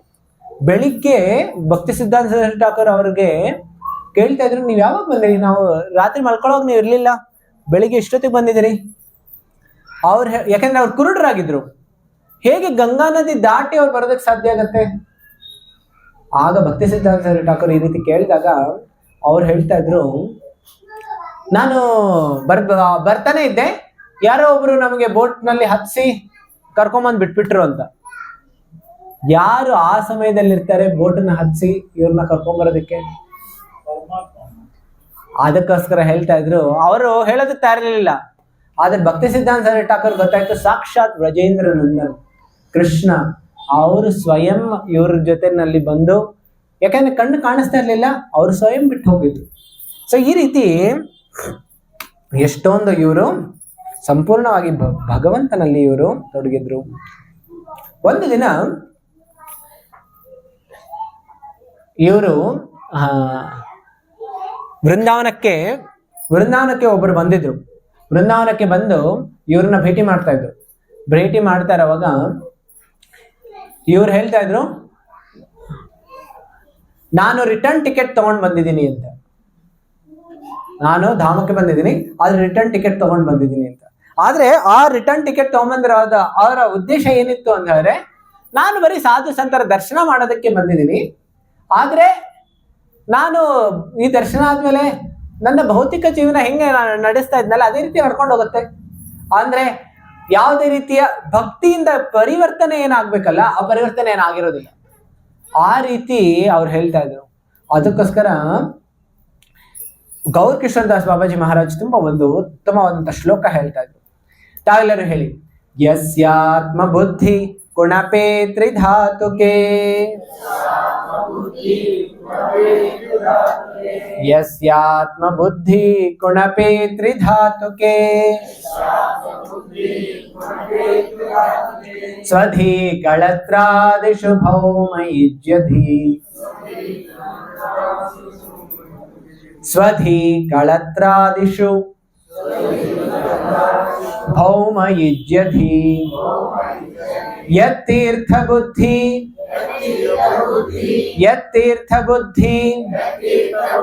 ಸಲಿಲೇನ ಕರ್ಹಿ ಚೇತ್, ಜನೇಷು ಅಭಿಜ್ಞೇಷು ಸಯೇವ ಗೋಖರಃ, ಸಯೇವ ಗೋಖರಃ. ಇಲ್ಲಿ ಹೇಳ್ತಾ ಇದ್ದಾರೆ, 4 ರೀತಿಯ ಬುದ್ಧಿಯನ್ನ ಇಲ್ಲಿ ಈ ಶ್ಲೋಕದಲ್ಲಿ ಖಂಡನೆ ಮಾಡಿದ್ದಾರೆ. ಏನು? ಯಸ್ಯಾತ್ಮ ಬುದ್ಧಿ ಕುಣಪೇ ತ್ರಿಧಾತುಕೆ. ಯಾವಾಗ ಆತ್ಮಬುದ್ಧಿ ಅಂದ್ರೆ ನಾವು ಯಾವಾಗ ಈ ಶರೀರ ಅಂತ ತಿಳ್ಕೊಳ್ತೀವಿ, ಅದೇನಂತ ಹೇಳ್ತೀವಿ? ಅದು ಒಂದು ಮೋಹ. ನಾವು ಯಾವಾಗ ಈ ಶರೀರವನ್ನ ನಾವು ಅಂತ ತಿಳ್ಕೊಳ್ತೀವಿ, ಅದೊಂದು ಅಂಧಕಾರ, ಅದೊಂದು ಅಜ್ಞಾನ, ಹೌದಲ್ಲ? ಅದೇ ರೀತಿ ಸಂಪೂರ್ಣ ಈ ಜಗತ್ತಿನಲ್ಲಿರುವಂತಹ ಕಳತ್ರ ಆದಿಶು ಎಲ್ಲ ಸಂಪೂರ್ಣ ಸಂಸಾರ, ಕುಟುಂಬ ಎಲ್ಲವೂ ನಂದು ಅಂತ ತಿಳ್ಕೊಳ್ತೀವಲ್ಲ, ಅದು ಒಂದು ರೀತಿಯ 2ನೆಯ ಮೋಹ. 3ನೆಯ ಮೋಹ ಏನು ಅಂತಂದ್ರೆ, ನಾನು ಹುಟ್ಟಿದಿನಲ್ಲ ಜನ್ಮ, ಅದು ಒಂದು ತೀರ್ಥಕ್ಷೇತ್ರ. ನಾನು ಹುಟ್ಟಿರೋದು ಜನ್ಮಭೂಮಿ ಇದೆಯಲ್ಲ, ಅದು ತೀರ್ಥಕ್ಷೇತ್ರ. ಯಾಕೆಂದ್ರೆ ನಾನು ಹುಟ್ಟಿದ್ದೀನಲ್ಲ, ನಾನು ಹುಟ್ಟಿರೋದಕ್ಕೋಸ್ಕರ ಅದು ಸಂಪೂರ್ಣ ಕ್ಷೇತ್ರ, ಅದು ತೀರ್ಥಕ್ಷೇತ್ರ ಆಗೋಗ್ಬಿಟ್ಟಿದೆ. ಈ ರೀತಿ ಹೇಳ್ತಾರಲ್ಲ, ನಮ್ಮ ಭೂಮಿ ನಮ್ಮ ನಾಡು ಕನ್ನಡ, ಆಮೇಲೆ ಕನ್ನಡ ಭೂಮಿ ಏನೋ ದೊಡ್ಡದೇನೋ ಒಂದು ಹೊಸ ತುಂಬಾ ಸುಂದರವಾಗಿ ಅದು ಕವಿತೆಯನ್ನ ರಚನೆ ಮಾಡಿರ್ತಾರೆ. ಹೇಳ್ತಾರೆ, ಎಲ್ಲಾದರೂ ಇರು, ಹೇಗಾದರೂ ಇರು, ಎಂದೆಂದಿಗೂ ಕನ್ನಡವಾಗಿ, ಹೌದಲ್ಲ? ಹೇಳ್ತಾರೆ. ಅಂದ್ರೆ ಏನಂತ ಅರ್ಥ ಏನು? ಜನ್ಮ ಜನ್ಮಾಂತರ ಅವ್ರು ಕರ್ನಾಟಕದಲ್ಲೇ ಹುಟ್ಟಬೇಕು ಅಂತ ಇದ್ದಾರೆ. ಭಗವಂತ ನಾವು ಹೋಗೋದಕ್ಕೆ ಇಷ್ಟ ಇಲ್ಲ. ಎಲ್ಲಿಗೆ ಹೋಗ್ಬೇಕು, ಎಲ್ಲಿ ಹುಟ್ಟಬೇಕು ಅಂತ ಇದೆ? ಕನ್ನಡದಲ್ಲೇ ಹುಟ್ಟಬೇಕು ಅಂತ. ಸೊ ಆದ್ರೆ ಇದೆಲ್ಲವೂ ಯಾವುದು? ಭೌತಿಕ ಮೋಹ ಇದು. ಅದಕ್ಕೋಸ್ಕರ ಇಲ್ಲಿ ಹೇಳ್ತಾರೆ ಈ ರೀತಿ 3 ಮೋಹ. 4ನೇ ಮೋಹ ಹೇಳ್ತಾರೆ ತೀರ್ಥ ಬುದ್ಧಿ, ಸಲಿಲೇನ ಕರ್ಹಿಚಿತ್. ಮತ್ತೊಂದು ತೀರ್ಥ ಬುದ್ಧಿ ಅಂತ ಇದೆ. ತೀರ್ಥ ಬುದ್ಧಿ ಅಂತ ಹೇಳಿ ಏನು? ತೀರ್ಥಕ್ಷೇತ್ರದಲ್ಲಿ ಅಲ್ಲಿ ಹೋಗಿ ಸ್ನಾನ ಮಾಡ್ಕೊಂಡು ಬಂದ್ರೆ ನಾನು ಪರಿಶುದ್ಧನ ಆಗ್ಬಿಡ್ತೀನಿ ಅಂತ. ಏನು? ತೀರ್ಥಕ್ಷೇತ್ರದಲ್ಲಿ ನಾನು ಹೋಗಿ ಅಲ್ಲಿ ನದಿನಲ್ಲಿ ಸ್ನಾನ ಮಾಡಿ ಬಂದ್ರೆ ನಾನು ಪರಿಶುದ್ಧನ ಆಗ್ತೀನಿ ಅಂತ. ಪರಿಶುದ್ಧನ ಆಗ್ತೀವ ಇಲ್ವೋ? ಹಾಗಾದ್ರೆ ಯಾಕೆ ಇಲ್ಲಿ ಹೇಳ್ತಾ ಇರೋದು ಇದು ಮೋಹ ಅಂತ? ಯಾರಾದ್ರೂ ಹೇಳ್ತೀರಿ? ಹಾ, ಯಾರಾದ್ರೂ ಹೇಳ್ಬೋದು ಇಲ್ಲಿ? ನೋಡಿ, ಒಂದು ಪ್ರಶ್ನೆ ಇದೆ. ತೀರ್ಥಕ್ಷೇತ್ರಗಳಲ್ಲಿ ಹೋಗಿ ಸ್ನಾನ ಮಾಡ್ಬೇಕು ಅಂತ ಹೇಳಿ ಎಲ್ಲ ಶಾಸ್ತ್ರ ಹೇಳುತ್ತೆ, ಹೌದಲ್ಲ? ಆದ್ರೆ ಹೇಳ್ತಾ ಇದಾರೆ, ಇಲ್ಲಿ ಖಂಡನೆ ಮಾಡ್ತಾ ಇದಾರೆ, ತೀರ್ಥಕ್ಷೇತ್ರಗಳಿಗೆ ಹೋಗಿ ಬರೀ ಸ್ನಾನ ಮಾಡ್ಬಿಟ್ಟು ಬಂದ್ರೆ ಅದು ಅಷ್ಟು ಶ್ರೇಯಸ್ಕರ ಅಲ್ಲ. ಹಾ ಹಾ ಕ್ಲೀನ್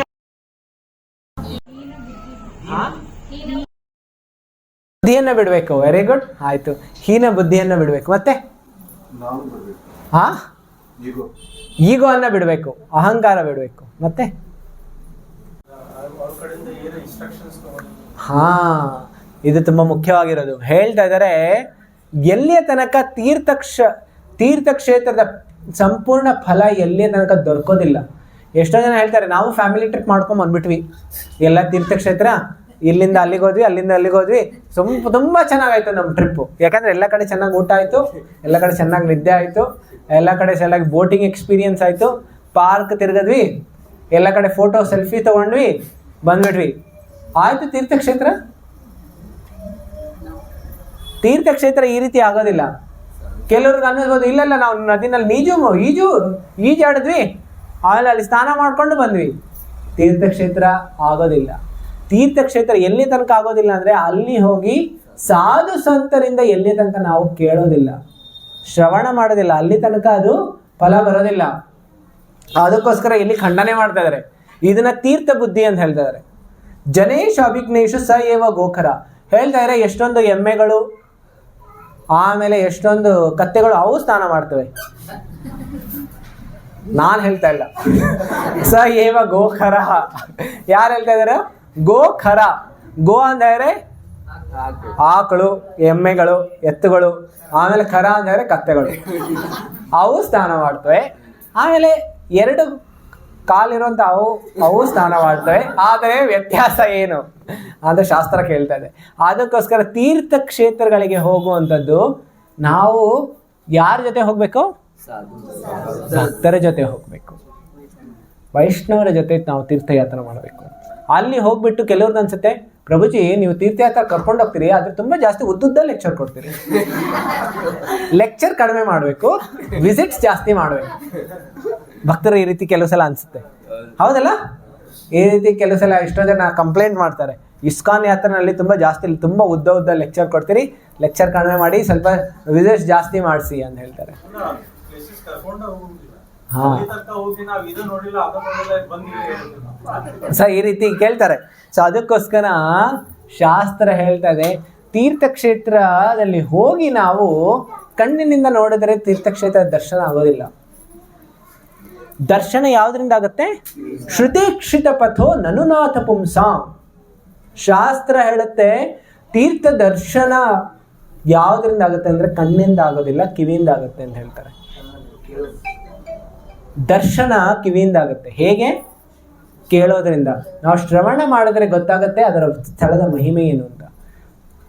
ನೋಡಿ, ಕೆಲವು ಬಾರಿ ವೃಂದಾವನಕ್ಕೆ ಯಾರಾದ್ರೂ ಹೊಸಬ್ರು ಹೋಗಿರ್ತಾರೆ, ಅವ್ರಿಗೂ ಕೇಳಿ, ಎಲ್ಲರೂ ಹೇಳ್ತಾರೆ ಏನು, ಟ್ರಾಫಿಕ್ ತುಂಬಾ ಜಾಸ್ತಿ ಆಗೋಗ್ಬಿಟ್ಟಿದೆ, ಕ್ಲೀನೇ ಇಲ್ಲ. ಯಾರು ಭಕ್ತರ ಜೊತೆ ಹೋಗಿರೋದಿಲ್ಲ ಅವ್ರು ಕೇಳಿ ಈ ರೀತಿ ಹೇಳ್ತಾರೆ. ಆದ್ರೆ ಭಕ್ತರಿಗೆ ಕೇಳಿದ್ರೆ ಯಾವ ರೀತಿ ಹೇಳ್ತಾರೆ? ಭಕ್ತರು ಹೇಳ್ತಾರೆ, ಅಲ್ಲಿರುವಂತಹ ಒಂದೊಂದು ವೃಕ್ಷನು ಸಾಕ್ಷಾತ್ ಭಗವಂತನಿಗೆ ಅದು ಜೋಡಿಸುತ್ತೆ. ಅಲ್ಲಿರುವಂತಹ ಗಾಳಿ, ಅಲ್ಲಿರುವಂತಹ ಮಣ್ಣು, ಅಲ್ಲಿರುವಂತಹ ಒಂದು ಪಕ್ಷಿ, ಅದೆಲ್ಲವೂ ಅದೆಲ್ಲವೂ ಭಗವತ್ ಪ್ರೇಮ ಕೊಡೋದ್ರಲ್ಲಿ ಸಕ್ಷಮವಾಗಿದೆ. ಇದು ಯಾರು ಹೇಳೋದಕ್ಕಾಗುತ್ತೆ? ಯಾಕೆಂದ್ರೆ ಅವರು ಶ್ರವಣ ಮಾಡಿದ್ದಾರೆ.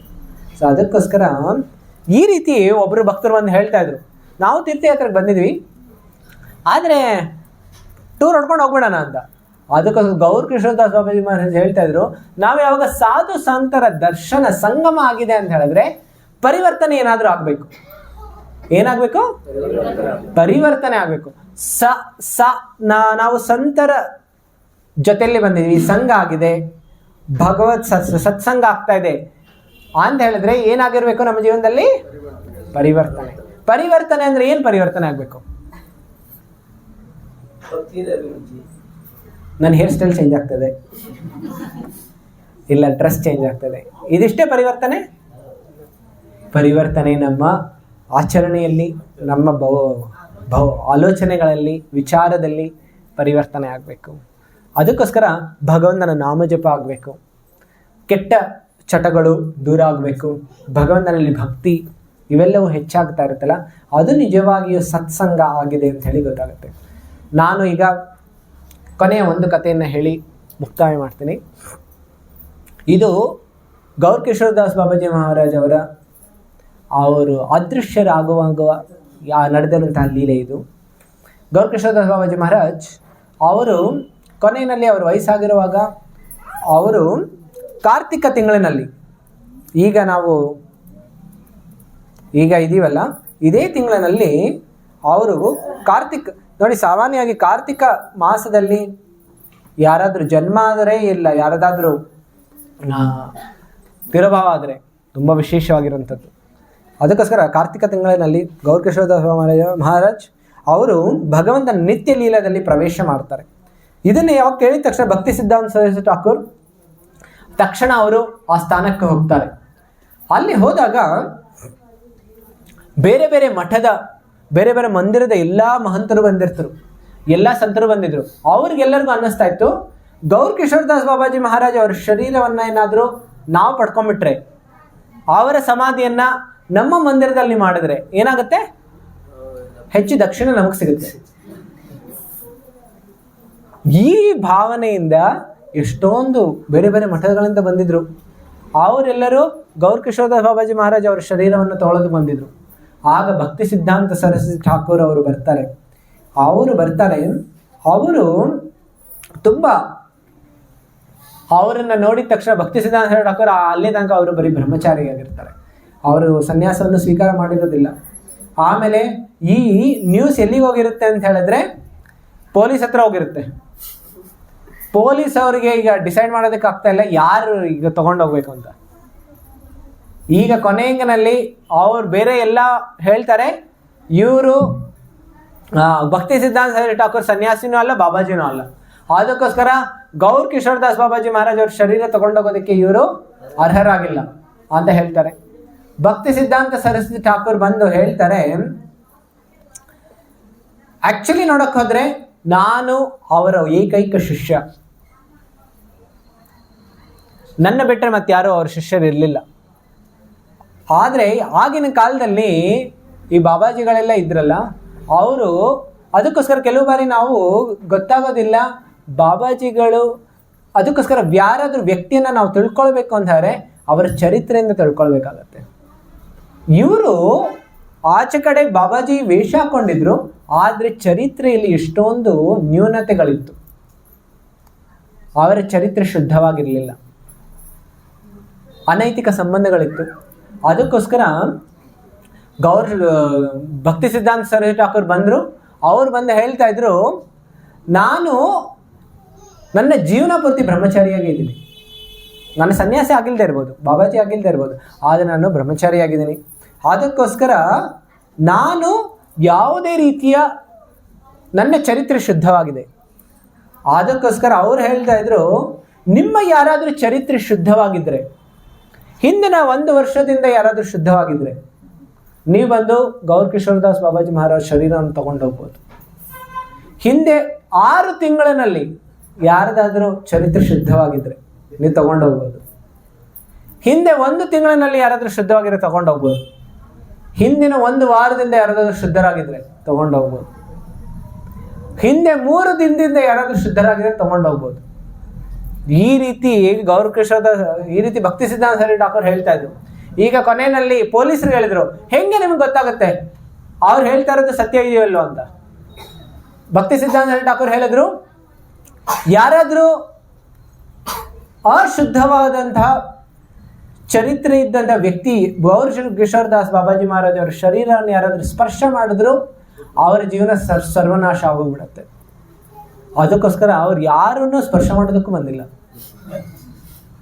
ಆಮೇಲೆ ಅದಷ್ಟೇ ಅಲ್ಲ, ಭಕ್ತಿ ಸಿದ್ಧಾಂತ ಠಾಕೂರ್ ಅವರು ಕೊನೆಯಲ್ಲಿ ಈ ರೀತಿ ಹೇಳಿದ ತಕ್ಷಣ ಕೊನೆಗೆ ಯಾರೂ ಇರಲಿಲ್ಲ, ಎಲ್ಲರೂ ಹೋಗ್ಬಿಟ್ಟಿದ್ರು.